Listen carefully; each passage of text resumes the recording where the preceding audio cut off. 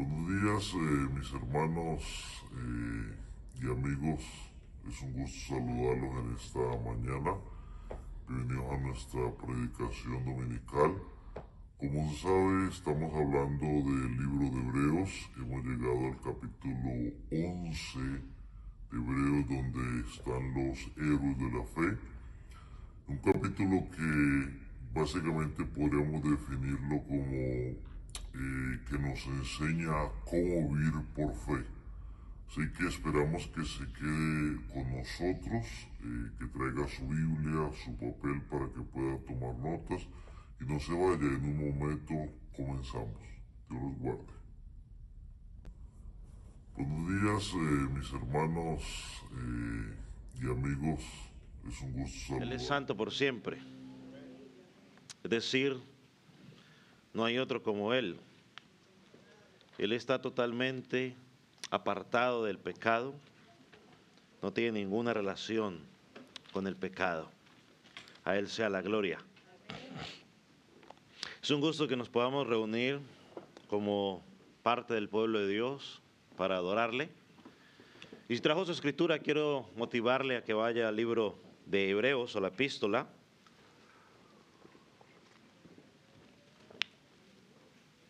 Vamos a estar meditando en el capítulo 12 una vez más. Y por tercera semana vamos a leer una vez más el pasaje en el cual estamos meditando. Y vamos a leer los tres primeros versículos, capítulo 12, versículo 1, 2 y 3. Pueden dedicar con un amén cuando lo haya localizado. Si usted no tiene una escritura, puede levantar su mano y uno de los sugieres le hará llegar una. Y mientras meditamos en la palabra, quiero nomás recordarle que el fin de escuchar la palabra de Dios para usted como oyente no es únicamente saber entenderla, sino también debemos añadirle que debemos creerla y debemos practicarla, es decir, obedecerla, obedecer lo que ella enseña. Si proviene de Dios, debemos obedecerla. Si proviene de los hombres, pues deséchela. Dice la palabra de la siguiente manera: por tanto, nosotros también, teniendo alrededor tan gran nube de testigos, despojémonos de todo peso y del pecado que nos asedia, y corramos con paciencia la carrera que tenemos por delante, puesto los ojos en Jesús, el autor y consumador de la fe, el cual por el gozo puesto delante de él sufrió la cruz, menospreciando el oprobio, y se sentó a la diestra del trono de Dios. Considerad a aquel que sufrió tal contradicción de pecados contra sí mismo, para que vuestro ánimo no se canse hasta desmayar.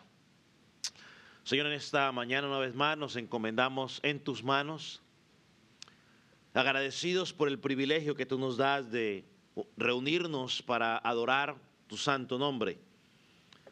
Señor, te pedimos que tú puedas hablar en nuestras vidas, que tu palabra que ha sido leída pueda ser predicada de acuerdo a tu propósito, no a los deseos del engañoso del predicador. Señor, y que tu pueblo pueda recibirla como proveniente de ti, no de un hombre. Que aquel que no te conoce hoy pueda llegar a conocerte. Señor, que hoy tu palabra, tu Espíritu Santo pueda convencerlos de pecado, de justicia y de juicio, y puedan clamar a ti por perdón y arrepentimiento. Padre, gracias en el nombre de Jesús. Amén. Puede tomar asiento. Como hemos dicho en varias ocasiones, el autor de Hebreos está escribiendo a sus hermanos que quizás muchos de ellos estaban preguntando si valía la pena seguir a Jesucristo. Y el autor, con gran discernimiento espiritual y quizás profundo conocimiento de la Escritura, pude identificar cuál era la raíz del problema de estos hermanos. Y era, dijimos, la incredulidad. Muchos de estos creyentes estaban debilitando su confianza en el Señor. Y el autor por eso les escribe esta epístola. Y en los primeros 11 capítulos que apuntan a doctrina, el autor les recuerda que Jesucristo es mejor. Jesucristo es mejor que Moisés. Jesucristo es mejor que los sacrificios. Es mejor que todo lo que el judaísmo les ofrecía. Y para ayudarles a, digamos, entender esto, que la incredulidad les estaba afectando en sus vidas, no solo los lleva a estos 11 capítulos, que en cierta manera sería volver a 10 capítulos, volver a escuchar el Evangelio, sino que para animarlos también les presenta todo el capítulo 11, donde les habla de estos grandes hombres de fe y mujeres, para afianzarlos y para que refuercen su creer en Cristo. Pero al mismo tiempo también necesitaba una exhortación, y eso es lo que encontramos en el capítulo 12, una exhortación clara, donde el autor les dice que la vida cristiana es como una carrera. No una carrera de 100 metros donde llega el que más rápido corra. Una carrera que fue preparada por Dios mismo, que muchas veces tendrá momentos de alegría, pero también encontraremos pruebas, encontraremos sufrimientos. Y el propósito de esta carrera, dijimos, no era dañarnos, sino que era santificarnos, es decir, cada día parecernos más y más a Cristo. El propósito de Dios es formar nuestro carácter para parecernos a Cristo. Así que no fuimos llamados para estar quietos, fuimos llamados para correr y para correr con perseverancia. Y el autor también nos da la estrategia. ¿Cuál es la estrategia que el Espíritu Santo nos ha dejado para poder alcanzar o llegar al final de esa carrera? Dijimos en primer lugar que hemos de despojarnos de todo lo que nos estorba. Un segundo punto, que es fijar los ojos en Jesús. Y tercero, considerarlo como nuestro ejemplo. La semana pasada hablamos del primer punto, donde dijimos que debíamos despojarnos específicamente de todo peso y de todo pecado.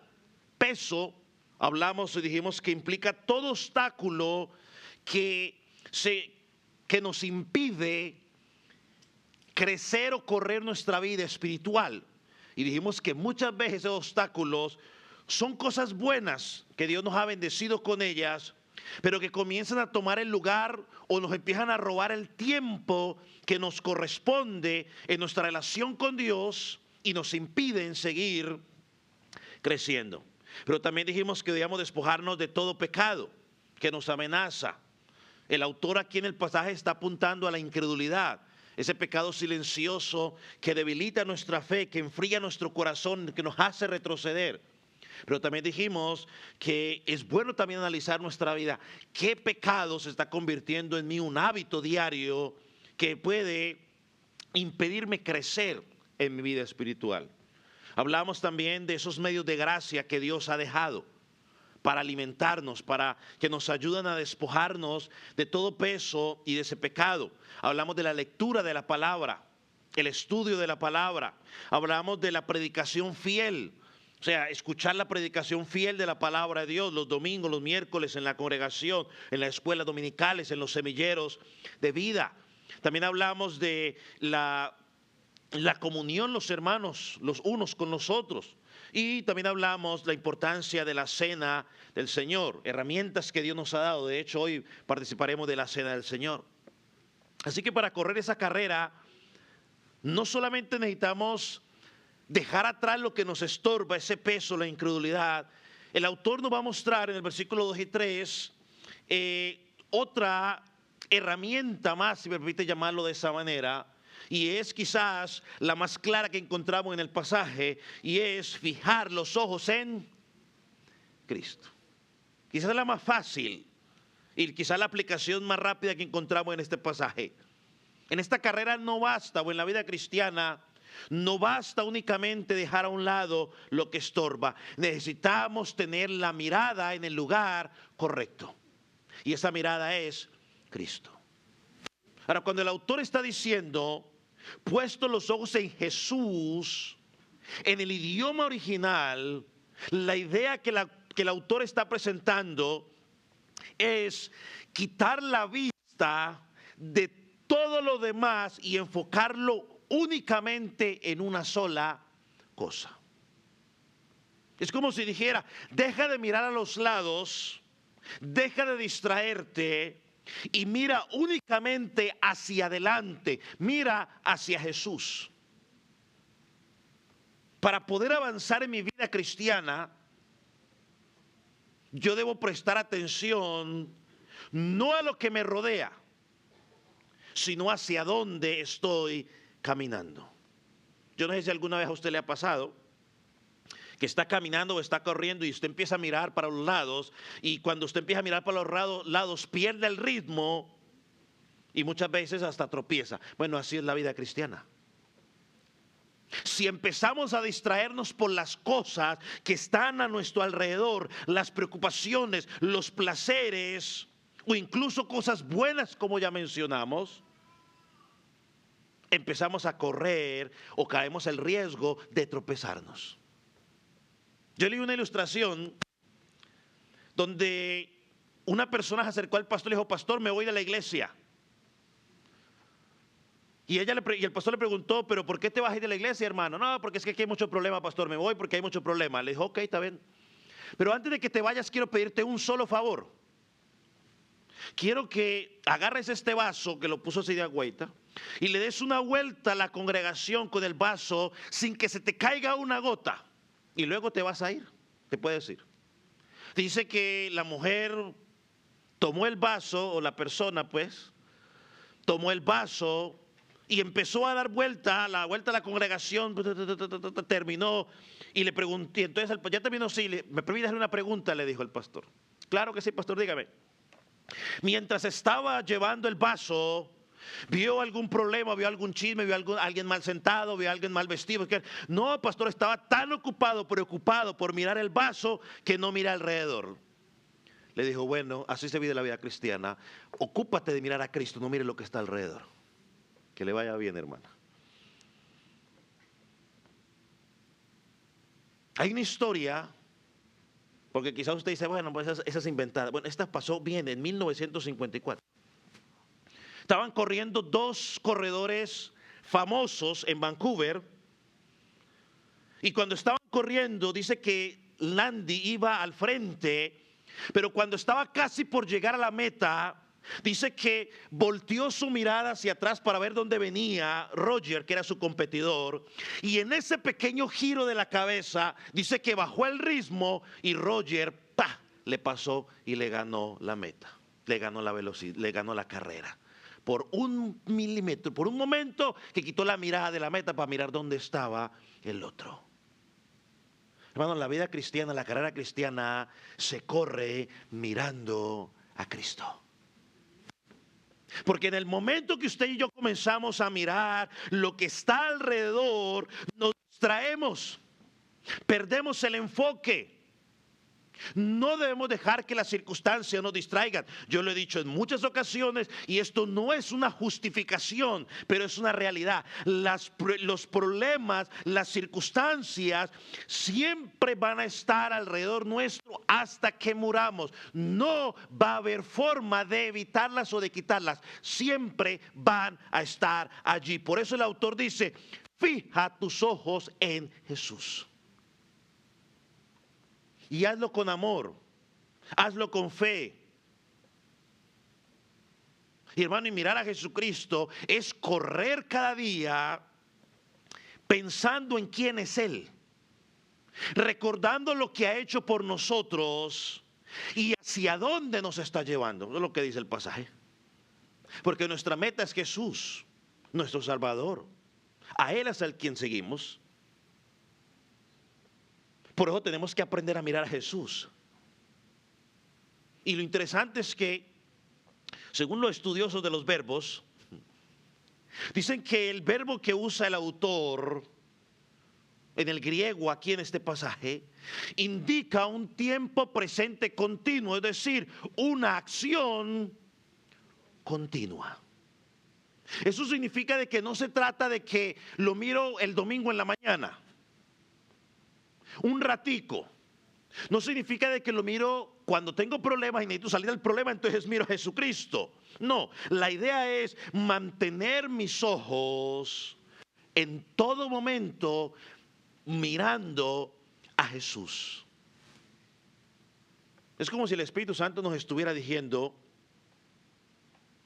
no quites tu mirada de Él ni siquiera un segundo. Como hizo este corredor. ¿Qué tanto durará usted en hacer esto? Pero usted pierde impulso, pierde la atención de lo que quiere lograr.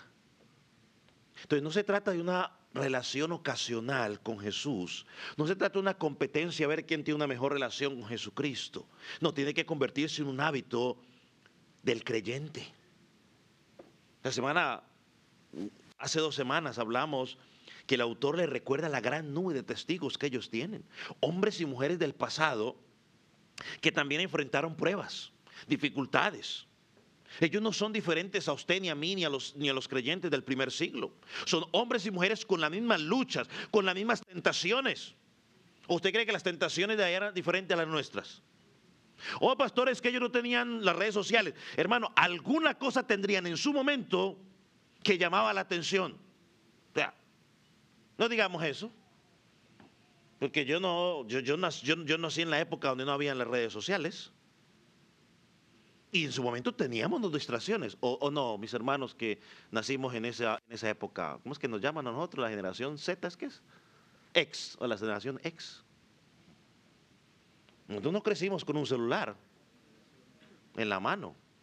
No, nosotros crecimos en el tiempo donde si alguien tenía que llamar, había que pararse ahí y esperar a que el teléfono sonara. A los que alcanzamos a tener teléfono, ¿no? Porque un tiempo que no teníamos que caminar 4 cuadras para ir al teléfono a ver si hablábamos con alguien. Con el teléfono público, ¿no? Teníamos distracciones en ese tiempo, ¿no? Las canicas y todas las cuestiones, no las metíamos. Entonces no hay excusa. Pero las tentaciones son las mismas. ¿Cómo lo lograron? Poniendo su mirada en Jesús. Hermano, nosotros no debemos mirar lo que nos duele. No debemos enfocarnos en lo que quizás no entendemos. No debemos enfocarnos en lo que no nos salió como nosotros esperábamos. No debemos mirar lo que alguien ha hecho. Debemos mirar lo que Jesucristo ya hizo por nosotros. Ahora, mire una vez más el versículo 2. Es cierto que Jesús es nuestra meta, Jesús es nuestra recompensa, Jesús es nuestro galardón eterno. Pero quizás esa no podría ser la razón principal por la que debemos mirar a Jesús mientras corremos. Miren lo que dice el versículo una vez más. Puestos los ojos en Jesús, el autor y consumador de la fe, el cual por el gozo puesto delante de él, sufrió la cruz, menospreciando el oprobio, y se sentó a la diestra del trono de Dios. Hermano, ¿por qué debemos correr mirando a Jesús? ¿Por qué? Ahora, la respuesta puede ser sencilla, pero a la misma vez profunda. Jesús es nuestro mejor ejemplo de cómo perseverar en la fe. Porque Él no solo es nuestra meta, Jesús es nuestro modelo. Jesús es nuestro guía. Jesús es nuestro referente. A Él debemos mirar, por eso debemos mirar constantemente. Ahora, cuando vamos al capítulo 11, usted recordará que vimos muchos hombres y mujeres de fe. Bueno, muchos hombres y vimos 2 mujeres de fe. Abel, Enoc, Abraham, Sara, Moisés, Rabat. Pero aunque todos ellos nos inspiran, son de ánimo a seguir adelante, todos ellos no eran ¿qué? Perfectos. Todos cometieron pecados, Todos cometieron errores. Abraham, por ejemplo, aunque creyó a Dios, sabemos que mintió, hizo sus cositas por allí. Todos estos héroes que encontramos en Hebreos capítulo 11 nos muestran que se puede vivir por fe. Pero también nos recuerdan que eran hombres y mujeres como usted y como yo, con debilidades, con pecados, propensos a fallar. En contraste, Jesucristo nunca falló. ¿Vivió por fe? Sí, pero obedeció en todo momento. El comentarista Martin Vincent dice lo siguiente: después de mencionar muchos testigos bajo el antiguo pacto, el autor ahora presenta a Jesús, el mediador del nuevo pacto, el testigo supremo. Ahora, ¿cuál es el ejemplo? ¿O cuál es el punto del autor? Que nuestro ejemplo principal no es Moisés, no es Abraham, no es Abel, ni siquiera el pastor. Nuestro ejemplo principal es Jesucristo. Es en Él en quien debemos fijar los ojos. Y yo quiero darle a usted al menos 4 razones por las cuales debemos fijar los ojos en Jesús. La primera razón: debemos poner nuestros ojos en Jesús porque Él es Jesús. Esa es la primera razón.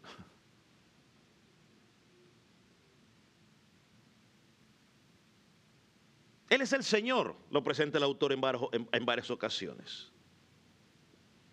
Y como Jesús, al menos nosotros en la iglesia del Calvario, creemos que Jesús es Dios también. Entonces el autor dice que aunque Jesús es verdadero Dios, también es un verdadero hombre, tal como lo anuncia en Salmo 8 y como lo explicó también el autor en Hebreos capítulo 2. Él se hizo como nosotros, comió, sintió dolor, se cansó, lloró, vivió como un ser humano en este mundo caído, pero la clave está en que Él fue perfecto. Hebreos 7:22, que ya estudiamos, dice que fue santo, inocente, sin mancha, apartado de los pecadores. Solo siendo sin pecado podría vencer al diablo, podría vencer a la muerte y salvarnos. Él tiene compasión de nosotros como nuestro sumo sacerdote, nos enseña Hebreos capítulo 2, versículo 17. Él entiende exactamente lo que tú y yo estamos padeciendo. Nadie puede decir, oh, es que Jesús no pasó lo que yo he pasado. Jesús pasó lo que usted está pasando, lo que yo estoy pasando y cosas peores de las que tú y yo ni siquiera vamos a pasar. Él sufrió más, Él fue rechazado, fue traicionado, vivió en pobreza, experimentó la injusticia, experimentó la burla, experimentó el dolor físico, experimentó la muerte y todo lo hizo sin pecado. Por eso Él es nuestro modelo. Por eso la primera razón para seguirlo a Él es porque Él es Jesús, Él es Dios. La segunda razón que podemos mirar, que ya le he mencionado, pero vamos a ampliarlo un poco más, es que Jesús es nuestro ejemplo perfecto. Porque hay otros ejemplos que no son perfectos. Él es el ejemplo perfecto. El texto dice, Él es el autor y consumador de la fe.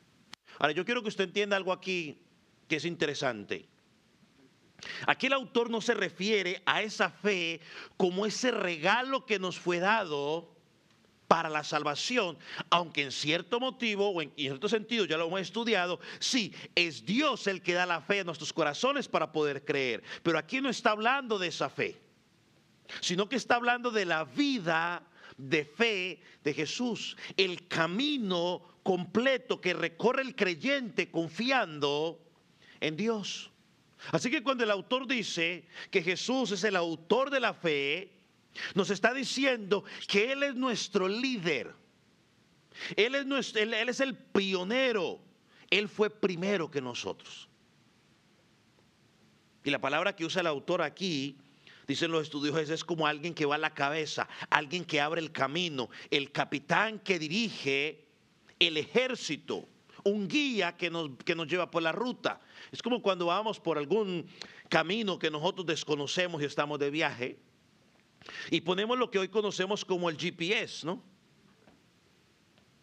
El GPS, cuando está bien programado, nos guía, nos lleva a la ruta perfecta. Pero Jesús es nuestro guía. Y Él nos va a llevar en la ruta, en la dirección y a la meta correcta. Él ya abrió el camino de la fe.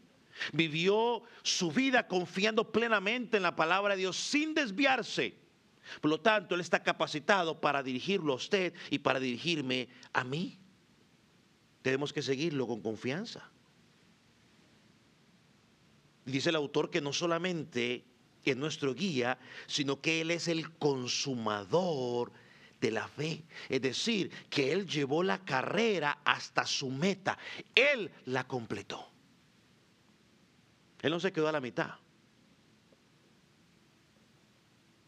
Juan, capítulo 4, versículo 34, dice lo siguiente. Jesucristo dijo, mi comida es hacer la voluntad del que me envió y terminar su obra. Poco antes de la cruz, en su oración sacerdotal, Jesucristo dijo, Padre, he acabado la obra que tú me diste. Cuando dice Él el consumador, está diciendo, Él la terminó. Jesús cumplió su misión sin fallar hasta el final. Si miramos a hombres como Abel, Noé, Abraham, que ya estudiamos, podemos aprender muchas cosas de ellos, pero ellos tenían fallos, ellos tenían tropiezos. Jesús nunca tuvo un solo tropiezo. Por eso es nuestro máximo ejemplo. Por eso necesitamos mantener nuestros ojos puestos en Él. Tercera razón por la cual debemos mantener nuestros ojos o nuestra mirada en Jesús, porque Él nos mostró cómo vivir una vida de fe. Él nos la mostró. Dice el texto, el cual por el gozo puesto delante de Él sufrió la cruz, menospreciando el oprobio, y se sentó a la diestra del trono de Dios. Esto nos habla de que Jesús no solamente habló de la fe, sino que Él vivió la fe plenamente.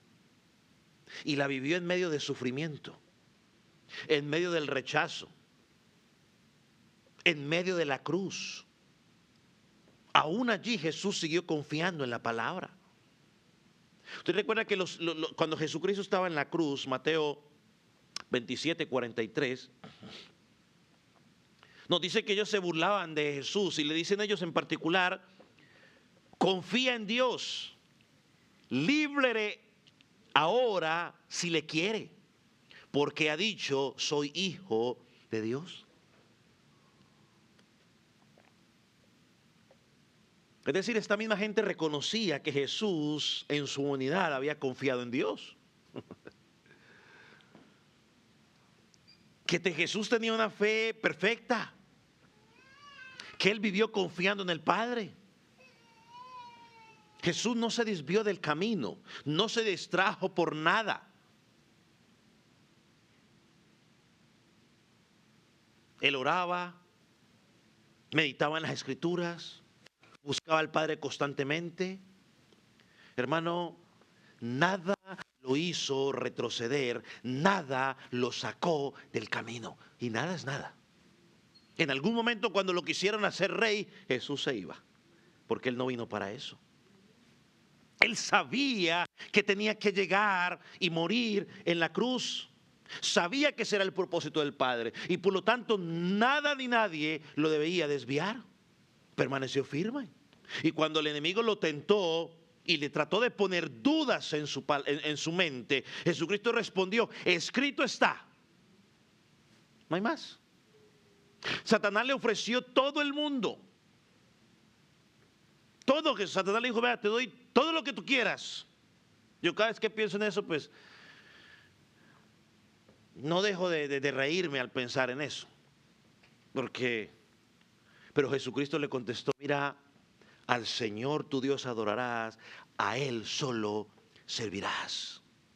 Así que Jesús fue obediente. Jesús decidió cumplir la voluntad de Dios a perfección, aunque eso implicó en muchas ocasiones sufrimiento, maltrato. Y el autor de Hebreos nos dice que Jesús, a pesar del todo, perseveró en la cruz. No fue una vida cómoda. La cruz no era algo muy cómodo. Él soportó todo lo que implicaba estar en la cruz. Un dolor físico, vergüenza, humillación, cargar tu pecado, mi pecado, y lo hizo con paciencia, lo hizo con firmeza y lo hizo con obediencia. Sobre esto, el pastor Charles Spurgeon escribió lo siguiente: nuestra cruz es liviana comparada con la suya, pero él la llevó con paciencia. Nunca se quejó, nunca la soltó. Él cargó la cruz hasta que la cruz lo cargó a él. Jesucristo no fue desviado por el dolor ni por la vergüenza. Y eso es lo que dice el versículo cuando dice: menospreció el oprobio. Ahora, la palabra oprobio que aparece aquí, ¿sabe qué significa? Significa vergüenza. Es decir, Jesucristo no permitió que la humillación o la vergüenza que estaba pasando en ese momento lo detuviera. ¿Usted se imagina lo que era morir en la cruz romana? Eso no era un castigo simplemente doloroso, sino que era un castigo vergonzoso. Hoy, por el pudor, la gente le pone un pamper o un pañal a Jesús cuando lo dibujan en la cruz. Hermano, Jesús no tenía ningún pañal en la cruz. A Jesús lo colgaron como vino al mundo, desnudito, para humillación. A los criminales, a todos los desnudaban y a todos los ponían así. Lo exponían públicamente para que todos se burlaran de él. Y usted se puede imaginar el bullying que le habrán hecho. No tiene ni sentido. Pero eso no hizo que Jesús se apartara de su misión. Él menospreció, es decir, no dejó o no tomó en cuenta esa vergüenza, no permitió que esa vergüenza dijera: ay no, ahorita yo no voy a hacer nada porque mire lo que me están diciendo. ¿Cuántas veces nosotros por vergüenza no queremos ser fieles a Dios? ¿Cuántas veces nosotros por vergüenza no queremos orar en público? Porque me da vergüenza que me vean que estoy orando en público. Me da vergüenza que me digan que soy cristiano. Por vergüenza muchas veces no le decimos a otro hermano delante de otros: Dios le bendiga, y no contestamos amén, sino a sí mismo. Por vergüenza. ¿Qué van a decir si me ven? Y eso impide que nos desvíe del camino. Muchos intentaron. Hasta el mismo apóstol Pedro, o Pedro en ese momento, intentó desviar a Jesucristo. Ya hablamos de eso, ¿cierto? Oh Jesús, que no te acontezca ir a la cruz. Oh Jesús, ¿cómo vas a morir? Y Jesús dijo: apártate de mí, Satanás, porque me eres piedra de tropiezo. Porque no pones la mirada en Dios. Es lo que, mire cómo Jesús, añadiendo aparte, no lo habíamos dicho, ¿no? Jesucristo le dijo: apártate, porque no estás poniendo la mirada en Dios. Estás poniéndome la mirada en las cosas. Y muchas veces nosotros nos apartamos porque no estamos mirando a Dios. Estamos mirando lo que está alrededor. Hermanos, somos llamados, si quizás se le mete más fácil esta ilustración, a movernos con el vasito, enfocados en el vasito, no en lo que pasa alrededor. Hermano, mira a Jesús.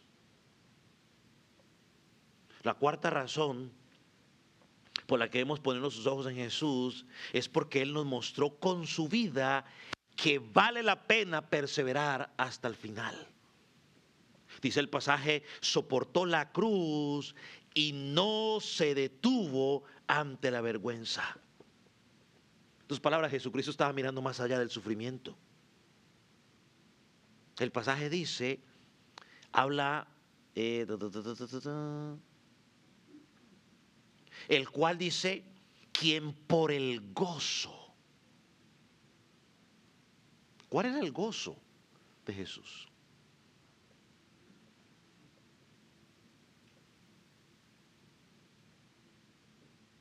¿Cuál era el gozo de Jesús?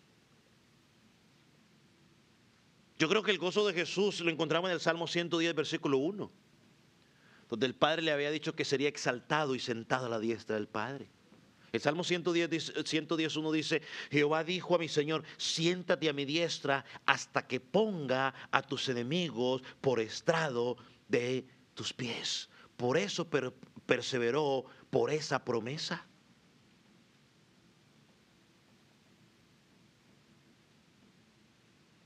Él perseveró ese gozo porque tenía una misión: glorificar al Padre y salvar a los que el Padre le había dado. Esa es otra razón por la cual Él debe ser nuestro ejemplo. Mira lo que dice 1 de Pedro 2:21.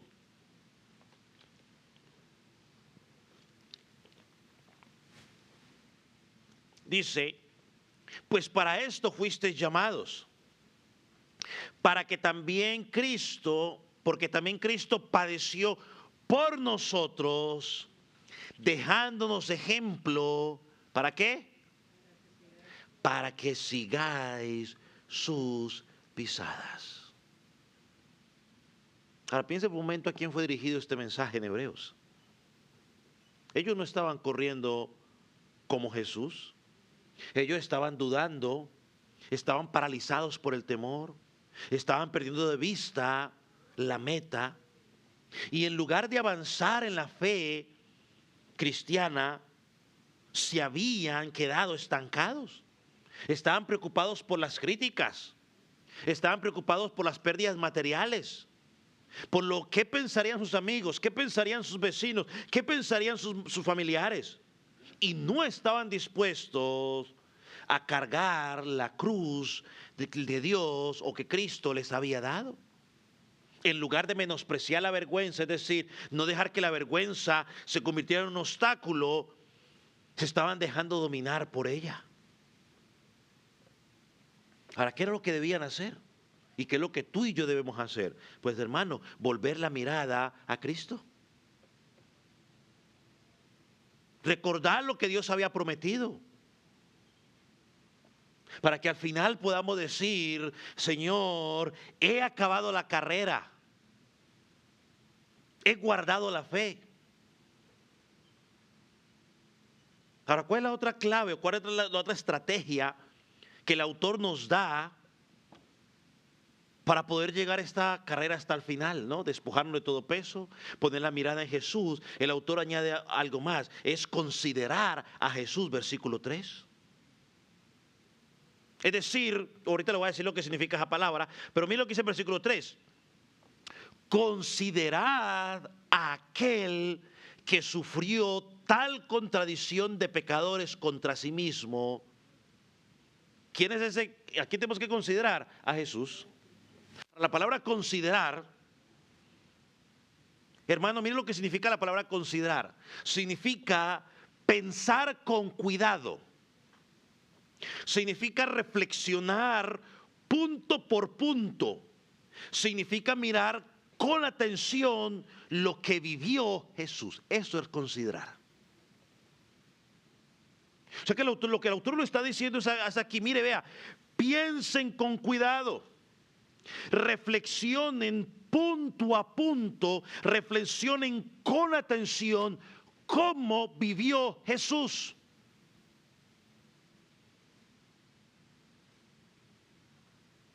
O sea, no es una mirada superficial.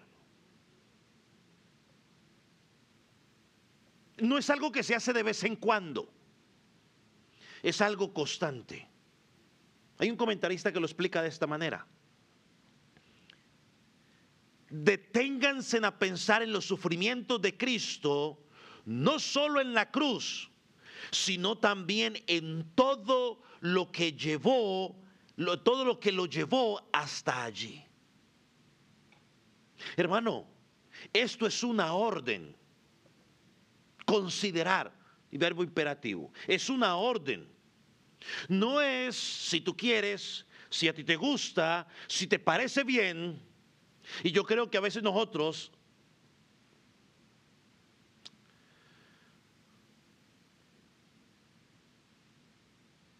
¿qué iba a decir? No sé, volvamos mejor aquí entonces. Hermanos, si queremos mantenernos firmes, si no queremos desanimarnos, si no queremos rendirnos, es tiempo de que empecemos a reflexionar seriamente en todo lo que vivió Jesucristo por nosotros. Es hora de hacerlo. Ahora, ¿dónde podemos meditar en todo lo que Jesucristo hizo por nosotros? O en todo lo que Jesucristo vivió. ¿En dónde? En la palabra, en las Escrituras. Es allí donde Cristo donde nos muestra. Por ejemplo, en el Antiguo Testamento, déjeme leerle algunos ejemplos. El Salmo 22 nos anuncia los sufrimientos de Jesucristo. Y el Salmo 22 dice, horadarán mis manos y mis pies. Horadaron mis manos y mis pies. El Salmo 22 lo está profetizando. El Salmo 41, versículo 9, dice que el que comía de mi pan alzó contra mí el calcañar. Isaías 53, versículo 7, dice, como cordero fue llevado al matadero y no abrió su boca. Hoy nosotros nos quejamos porque nos han traicionado. ¿Será que a Jesús no lo traicionaron? Cuando llegamos al Antiguo Testamento, al Nuevo Testamento, vemos de una manera todavía más clara todo lo que Jesucristo tuvo que vivir desde que nació hasta que entregó su vida. Satanás intentó matarlo para desviar el plan de Dios. Fue rechazado por su propio pueblo, incluso su propia familia dudó de él y en su momento lo rechazaron. Los líderes religiosos lo acusaron injustamente de todo lo que usted se puede imaginar. A Jesús lo golpearon, le escupieron en la cara, una de las peores humillaciones que se le puede hacer a alguien, luego de desnudarlo y sacarlo desnudo para que todo el mundo se burle de él. Lo golpearon. Fue traicionado por uno de sus amigos más cercanos, ¿no? Porque era de los 12. Lo traicionó. Lo condenaron por falso testimonio. Ay, pastores, que a mí dice una cantidad de cosas. Pues de Jesús dijeron una cantidad de cosas que no había hecho una. Usted y yo quizás algunas de esas sí las hemos hecho. Pero bueno, dejemos eso para otro día. Lo azotaron cruelmente. Lo obligaron a cargar una cruz hasta que lo ejecutaron. En la cruz, como ya dijimos, lo desnudaron, se burlaron de él. Lo clavaron con brutalidad, le ofrecieron vinagre porque tenía en sed en lugar de burla. Y aún allí los pecadores le decían, si eres Dios, pues sálvate. Todos esos hechos están registrados en el Evangelio, en las cartas del Nuevo Testamento. Y nos explican el profundo dolor de Jesucristo. ¿Para qué fue dejado eso allí? Para que el creyente reflexione, como dice aquí en este pasaje, para que el creyente considere todo lo que Él padeció por usted y por mí. Para que cuando el desánimo nos quiera abordar, para cuando las dificultades nos quieran hacer retroceder o desviar de la mirada, nuestro considerar a Jesús nos diga, un momento, no mires ahí, sigue mirando al frente. Para que recordemos su entrega.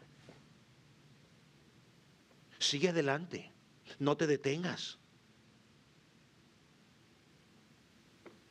Y mire lo interesante porque el pasaje dice al final, el versículo 3, dice, o sea, tenemos que considerar cuánto padeció Jesús en la cruz. Y el Señor le pregunta, ¿por qué o para qué? Nos da el propósito, al final versículo 3, para que ustedes...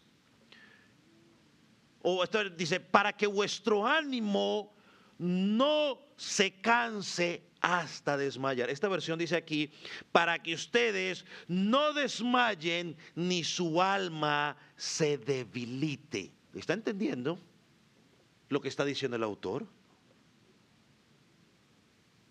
Dice, considera lo que Jesucristo padeció para que al considerarlo tú no te desanimes. Eso es lo que está diciendo.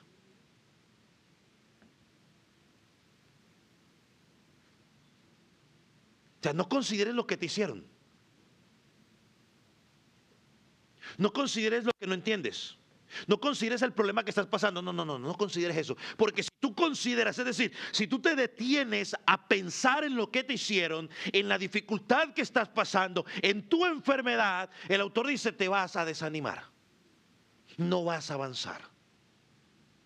Pero si tú te detienes a considerar lo que Jesucristo hizo o lo que Él padeció y cómo Él permaneció hasta el final, eso te va a animar a ti para que sigas el mismo camino que Él siguió.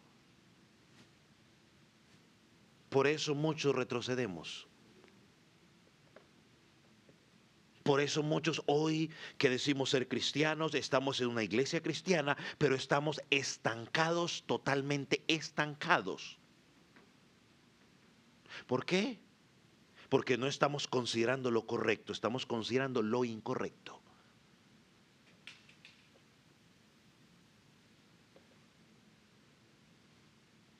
Por eso muchos han abandonado la carrera, porque no han considerado a Jesucristo. El Señor Jesús, siendo el Hijo de Dios, no se aferró a su posición gloriosa, dice Filipenses, sino que se despojó, voluntariamente vino y se despojó, obediente hasta la muerte. ¿Para qué? Para salvarnos. ¿Cómo era posible que estos creyentes en Roma, a quienes se dirige esta carta, estuvieran desanimados, estuvieran sin fuerzas? ¿Por qué no querían seguir adelante? Y la pregunta nos puede hacer a nosotros también, ¿por qué hoy no queremos seguir adelante? ¿Por qué hoy queremos retroceder? ¿Por qué hoy ya no hay interés de tener comunión los unos con los otros? ¿Por qué hoy ya no hay interés de involucrarse en lo que Dios pide de mí? Y la respuesta está aquí. Nos hemos alejado del Señor. Nos hemos alejado de la palabra. Muchos habían dejado de congregarse. Y aquí no estoy hablando de la iglesia del Calvario, estoy hablando de la iglesia de Roma, de estos hermanos. Ahora, si es parecido a la iglesia del Calvario, pura coincidencia. Pero aquí muchos habían alejado de la palabra, los de Roma. Muchos habían dejado de congregarse. ¿Recuerda el versículo 38? Dejando de congregarse, como algunos tienen por costumbre. O sea, es que se les había hecho una costumbre. Si no entiende que una costumbre, un hábito. Habían dejado de alimentarse con la palabra de Dios. Por eso el llamado para ellos y por eso el llamado para la iglesia del Calvario en el siglo XXI. Y si Jesucristo no ha venido en el siglo XXII, también va a ser el mismo llamado. Si quieres perseverar en la vida cristiana, debes volver a las Escrituras. Debes meditar constantemente en Cristo. Hoy que en Los Caballeros estábamos estudiando Juan 17:17. Y por providencia de Dios estábamos en ese pasaje. Santifícalos en tu verdad. Tu palabra es verdad. Pero yo, como se los leí en la otra versión, y la otra versión lee de la siguiente manera, porque me gustó más. ¿Dónde dice Juan 17, perdón, en la nueva traducción viviente, si la pueden poner los hermanos allá rápido. Miren lo que dice la nueva traducción viviente. Hazlos santos con tu verdad. Y todos entendemos aquí que tu verdad es ¿qué? La palabra de Dios. Y yo le decía a los hermanos en mi intervención, le dije, lo que está diciendo ahí es que la única fuente de alimento espiritual para el creyente es la palabra, no es otra, es la única.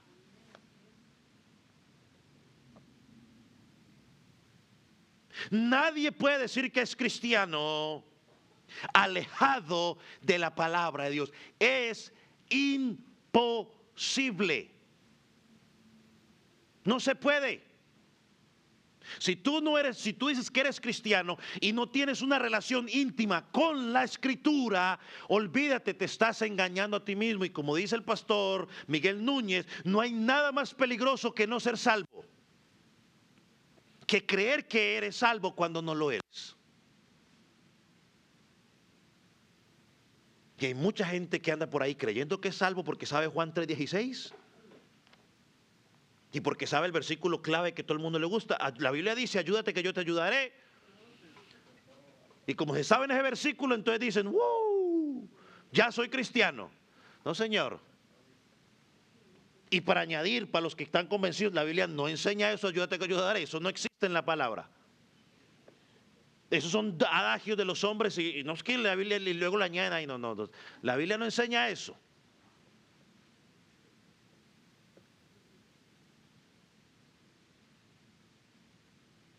Por eso hemos perdido el desánimo. Por eso estás estancado. Perdóname, y esto no es excusa, tú no estás estancado. A ver cómo lo digo. Bueno, estamos estancados, mejor digamos lo que tengo aquí para no inventar cosas raras. Estamos estancados porque hemos dejado de correr con los ojos puestos en Jesús y hemos empezado a mirar lo que está a nuestro alrededor. Por eso estamos estancados. No hay otra excusa. Que querramos disfrazarlo en otras cosas es diferente. Porque el único que nos satisface es Cristo. Al único que nos podemos aferrar es Cristo. Y para hacerlo tenemos que mirar su palabra. Alejados de la palabra no podemos hacer nada. Por eso es importante que en la congregación se tiene que predicar la palabra constantemente. No es el testimonio. Venga, hermano, para que cuente el testimonio. Hermano, cuéntelo en 2 minutos, pero necesitamos la palabra. El testimonio de nadie no salva a nadie. Lo que salva es que me prediquen el evangelio. Y si no está preparado, diga, hermano, no estoy preparado, mejor no digo nada. No nos salvamos por entretenernos con charlas motivacionales. Es por predicar la palabra de Dios. Y donde la palabra de Dios, y si algún día usted se tiene que ir a esta congregación y se va a otro lugar, busque un lugar donde le prediquen la palabra. Si le empiezan a predicar cuentos, chistes, sálgase. Si le empiezan a predicar de hombres, sálgase. Porque donde no hay palabra predicada, no va a haber crecimiento, porque el centro tiene que ser Cristo. Los sermones tienen que ser cristocéntricos. Pastor, ¿qué es cristocéntrico? ¿Que mencionen a Cristo? No. Porque entonces si el Papa menciona a Cristo, ya su sermón es cristocéntrico. No. Cristocéntrico significa de que está enfocado en Cristo, de que todo lo que dicen me va a llevar a mí a Cristo.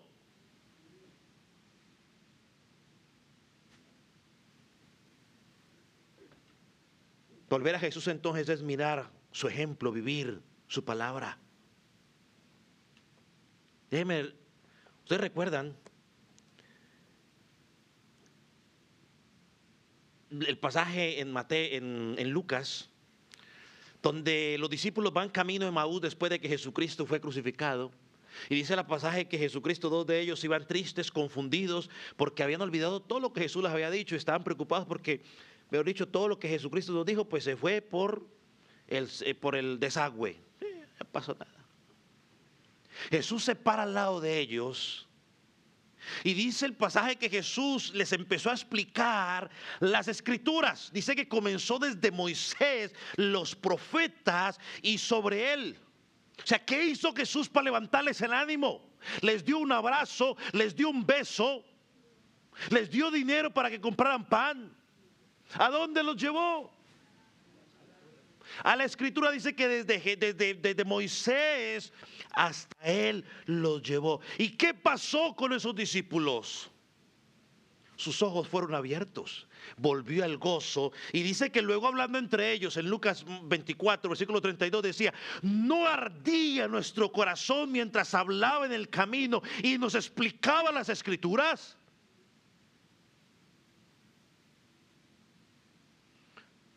Las escrituras les hacía arder el corazón. No es otra cosa. Hermanos, yo le decía a los caballeros, es un buen momento para examinar qué lugar está ocupando la palabra en nuestra vida. Ahora, yo quiero que la gente se congregue y llegue los domingos, pues, hombre, y los miércoles, yo quiero. Es bonito, sí.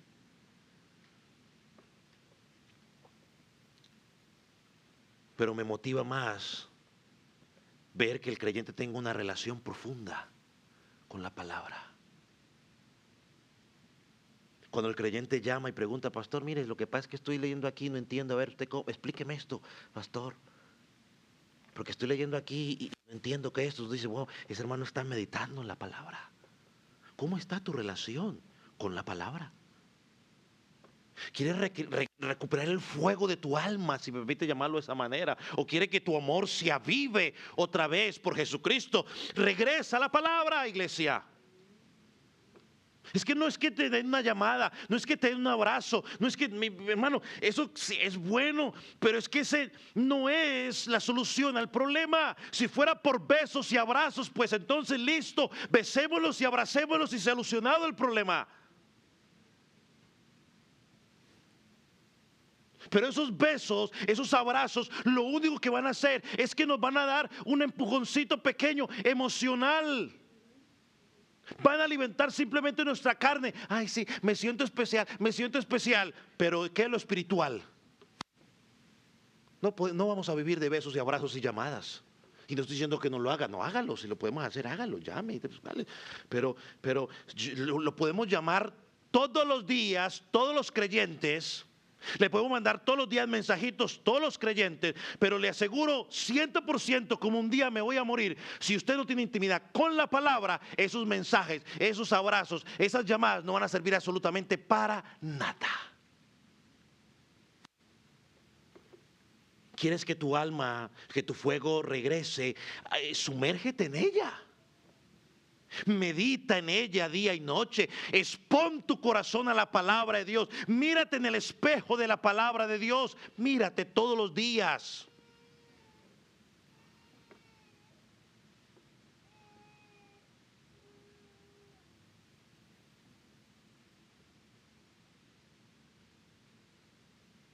El puritano John Owen dijo lo siguiente: una visión constante de Cristo reaviva el alma. Cuando contemplamos su gloria por fe, nuestra vida espiritual florece.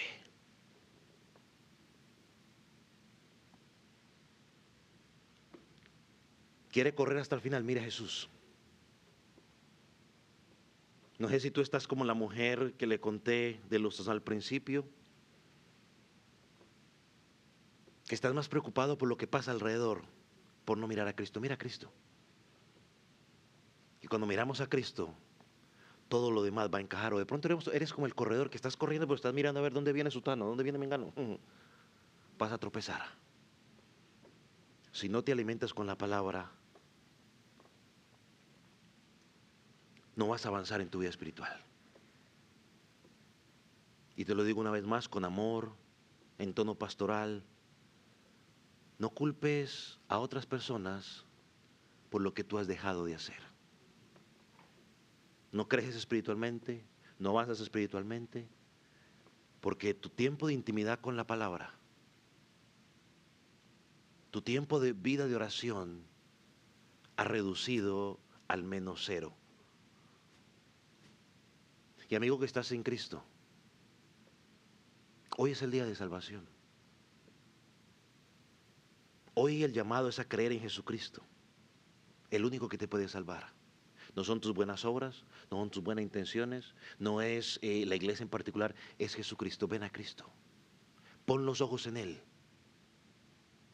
y encontrarás salvación. La Biblia dice que si tú vienes a Él, Él no te va a echar fuera. Ven a Él en fe y en arrepentimiento. Ven, ora y pídele perdón por tu pecado. Dile: Jesús, ahora quiero creer en ti, ahora que hay esperanza. El día que mueras ya no hay nada que hacer por ti. El día que Jesucristo venga ya no hay nada. Se ha cerrado la oportunidad. Amigo, cree en Él y encontrarás salvación para tu alma. Vamos a orar. Ponga sobre sus pies.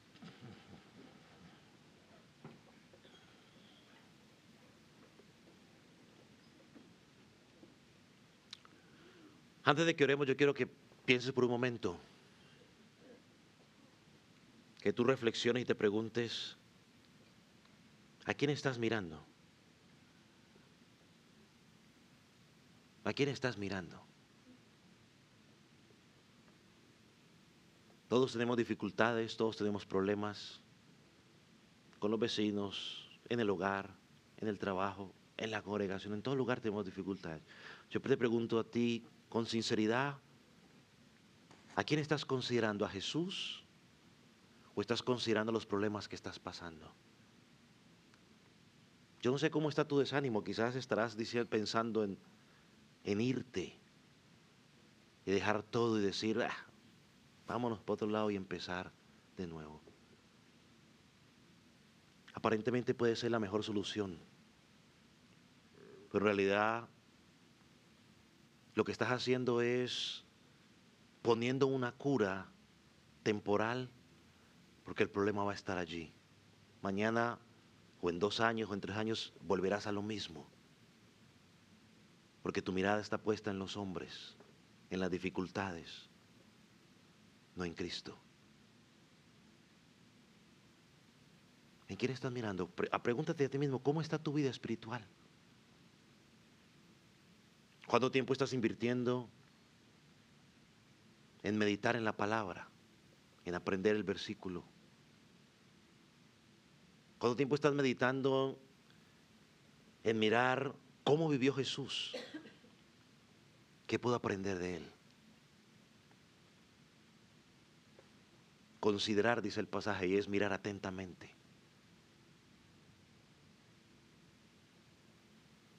La respuesta la tenemos en nuestras manos. No se trata de que alguien ore por nosotros. Se trata de que nosotros hagamos lo que hemos sido llamados a hacer.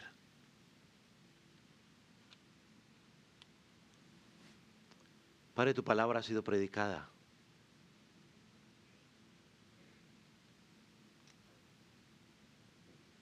Señor, tu palabra es como un espejo. Señor, que nos muestra cómo estamos. Señor, muchas veces tu palabra nos confronta, suena duro. Lo mismo como hace el espejo. Quizás es cruel muchas veces en decirnos cómo estamos sin ocultar ningún detalle. Padre, permite que los que estamos aquí en esta mañana, los que están escuchando, Señor, podamos hacer un alto y examinarnos a la luz de tu palabra, cómo estamos delante de ti. Señor, y que podamos, si nos hemos alejado de tu palabra, que podamos volver a ella, porque es nuestra única fuente de alimento.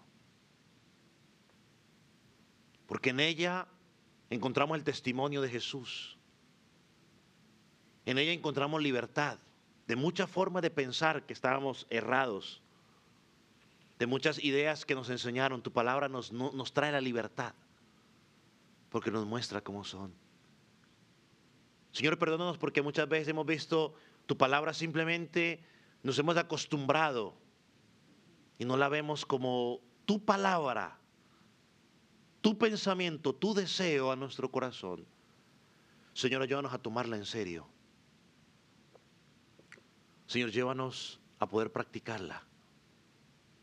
Padre, aquí estamos delante de ti necesitados. Señor, tu palabra ha sido predicada, que el que tenga oídos para oír, que oiga lo que tú has dicho a la iglesia. Señor, y el que no te conoce, que hoy tu palabra lo haya confrontado, le haya mostrado que es un pecador y que necesita un Salvador, Jesucristo, y hoy pueda acudir a ti en perdón, pidiendo perdón y arrepentimiento. Padre, gracias. Oh, en el nombre de Jesús. Gracias, Señor.